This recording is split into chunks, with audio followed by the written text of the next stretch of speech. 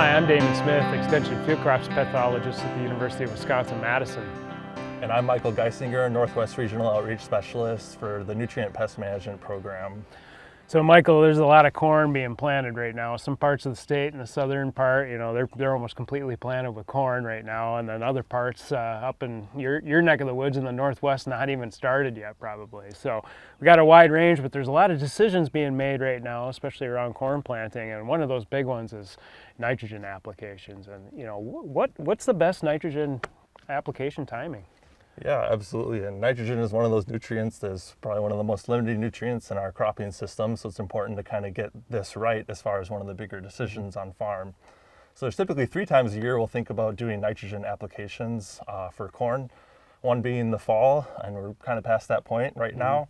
And then the other ones being pre-plant and side dress nitrogen applications. So, we know we want to put some nitrogen on now, and we're struggling with that decision. Should I put it all on up front? Should I, split it and put some on now and side dress later? How do we make that decision? Yeah, it's a good decision to be thinking about right now.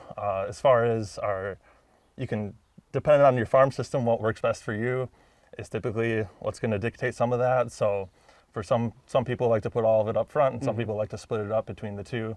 One thing you want to think about is the texture of the soils. So if you're in a coarser textured soil like sandy soils, you want to put a little bit of that nitrogen later at a side dress application around V6 in corn.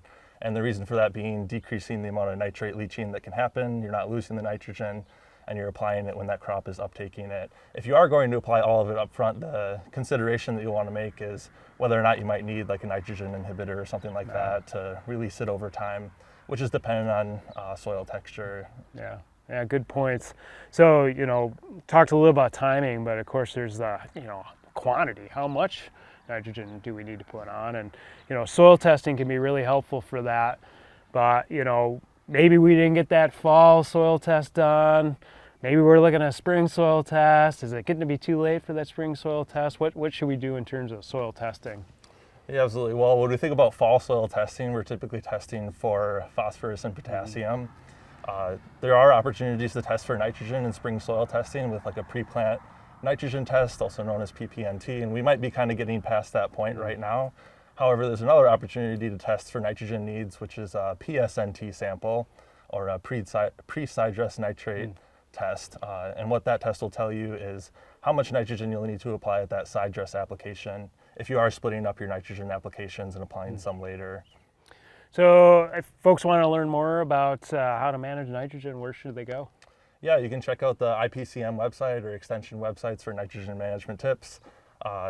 Another good place to go would be looking at some of the publications that are out there, like A2809 or Nutrient Application Guidelines for Wisconsin Field Crops. Great. As Michael mentioned, the NPM website, ipcm.wisc.edu. And then, of course, if you need a more local second decision, don't forget about your local extension educator.